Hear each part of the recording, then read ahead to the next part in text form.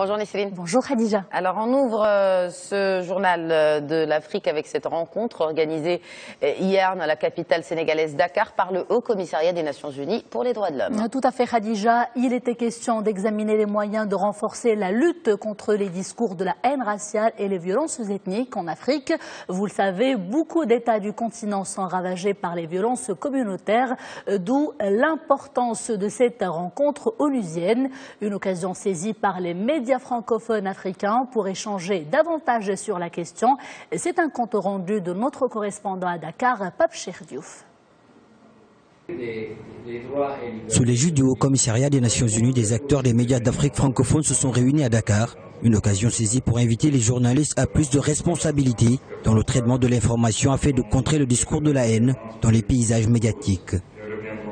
Nous sommes ici aujourd'hui en suivant la déclaration de Durban pour continuer la sensibilisation et continuer à travailler ensemble aux médias dans la promotion des droits de l'homme et un droit de l'homme qui ne soit pas discriminatoire et égal et juste pour tout le monde et toutes les personnes sans discrimination. À leurs yeux, aujourd'hui, une presse neutre est plus que jamais nécessaire pour une société paisible. La presse a un pouvoir presque absolu en formant l'opinion publique. Et elle peut former l'opinion publique qui serait absolument négative pour toutes les exactions racistes, par exemple, ou bien manipuler l'opinion publique, malheureusement ça existe aussi, ce qui va empêcher le fonctionnement normal des États, des sociétés, des réformes démocratiques et de développement économique également. Cette rencontre, une occasion également saisie pour former les journalistes à contrer la discrimination religieuse, une question à laquelle le Royaume du Maroc accorde une grande importance. En avril 2015, un plan d'action avait été défini à l'occasion de la conférence des leaders religieux organisée à Fès sous l'égide des Nations Unies pour prévenir l'incitation à la violence qui pourrait conduire à des atrocités. Et justement, on en parle de ces atrocités, notamment au Nigeria. L'actualité, c'est justement les enlèvements massifs de lycéennes à Chibok par les terroristes de Boko Haram. C'était il y a 2 ans, jour pour jour. Oui, Khadija, et c'est dans la douleur, la frustration et l'indignation que ce triste anniversaire est commémoré aujourd'hui au Nigeria. Les faits remontent à 2014, lorsque les extrémistes de Boko Haram enlevaient plus de 200 lycéennes. Le kidnapping avait suscité une intense vague de choc et d'émotion à travers le monde, notamment grâce à la campagne Bring Back Our Girls. Cette dernière, ni les efforts engagés sur le terrain n'ont permis la libération des victimes. Souhail Bouzrara et les détails. C'est un triste anniversaire que les Nigérians se remémorent ce jeudi. Il s'agit de l'enlèvement de près de 276 écolières dans une ville éloignée dans le nord du pays. C'était il y a 2 ans, jour pour jour, et depuis, aucune avancée n'a été enregistrée dans l'enquête. Les faits remontent à la nuit du 14 avril 2014, lorsque les extrémistes du Boko Haram commettent l'un de leurs pires crimes. Ils avaient kidnappé ces jeunes filles, âgées pour la plupart entre 12 et 17 ans, et dont une cinquantaine ont réussi à s'échapper. Cependant, 219 filles restent toujours disparues, malgré les efforts des autorités nigérianes et la campagne internationale lancée notamment par la première dame américaine. Le gouvernement et l'armée nigériane ont essuyé de lourdes critiques pour leur malgestion de l'incident. D'ailleurs, l'ex-président Goodluck Jonathan avait refusé de commenter ces kidnappings, un silence lourdement critiqué qui lui a valu la perte des élections de 2015, une première dans le pays. Ces filles ne seront pas relâchées tant que nos frères ne seront pas libérés de vos prisons. L'espoir de retrouver ces filles s'est vu renaître en avril 2015 après que l'armée nigériane ait annoncé avoir sauvé 200 filles et 93 femmes à la forêt de Sambisa.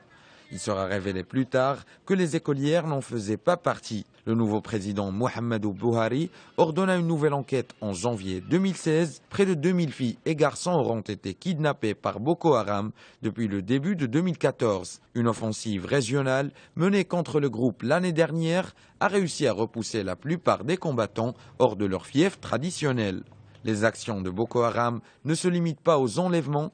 Le 3 janvier 2015 à Baga, une localité située dans l'état de Borno, Des villages entiers ont été rasés et leurs habitants massacrés. Les estimations vont de 150 à 2000 morts.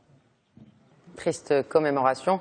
En effet, puisqu'on parle de terrorisme au Mali, l'armée a réussi à repousser une importante attaque, Nisrine. Et un terroriste a été tué et 5 autres ont été arrêtés suite à cette opération réussie de l'armée malienne.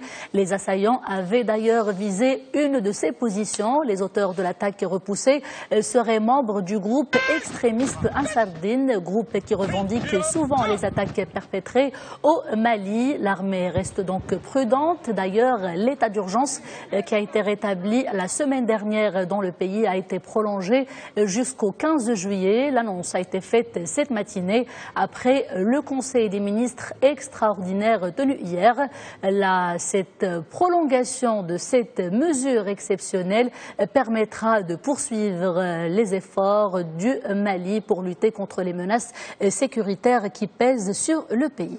L'actualité ivoirienne est marquée par cet appel de paix lancé aux exilés de la crise post-électorale de 2010. Eh bien, ces personnes sont invitées à regagner la Côte d'Ivoire sans aucune crainte, précise le gouvernement. C'était hier pendant un point de presse présidé par le ministre en charge de la solidarité. Qui sont donc les exilés de la crise post-électorale de 2010-2011 Eh bien, ce sont ces 300 000 personnes qui protestaient contre les résultats du scrutin et qui avaient fini par quitter la Côte d'Ivoire pour se réfugier dans les États voisins comme le Ghana, le Togo, le Libéria, le Cameroun et la Guinée.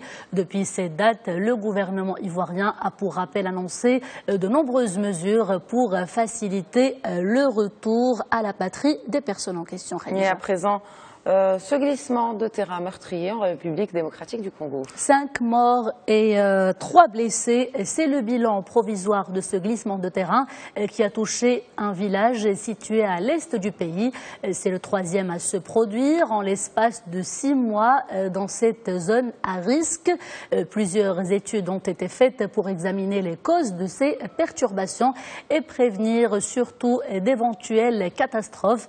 La région arbitrait aussi énormément de gaz carbonique, ce qui représente un danger permanent pour la population. La société civile demande au gouvernement de délocaliser dans les heures qui viennent les 376 ménages RD congolais qui vivent dans la zone concernée. Et enfin, au Congo, Brazzaville, cette fois, on note cet appel lancé par des ONG, appel au dialogue et à l'arrêt des opérations militaires en cours dans le sud du pays. Des ONG congolais fédérés, des ONG congolaises plutôt fédérées en collectif, appellent effectivement au dialogue pour en finir avec les tensions et les violences qui ravagent le pays. Le communiqué collectif, du collectif plutôt, qui reste composé pour l'instant de mouvements politiques et de volontaires est clair.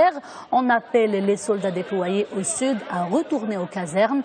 En revanche, l'armée congolaise dit réagir pour assurer le calme dans un pays où les voix s'élèvent souvent pour dénoncer la pauvreté, les inégalités sociales et la corruption, notamment une rente au niveau de l'exploitation du bois et du pétrole.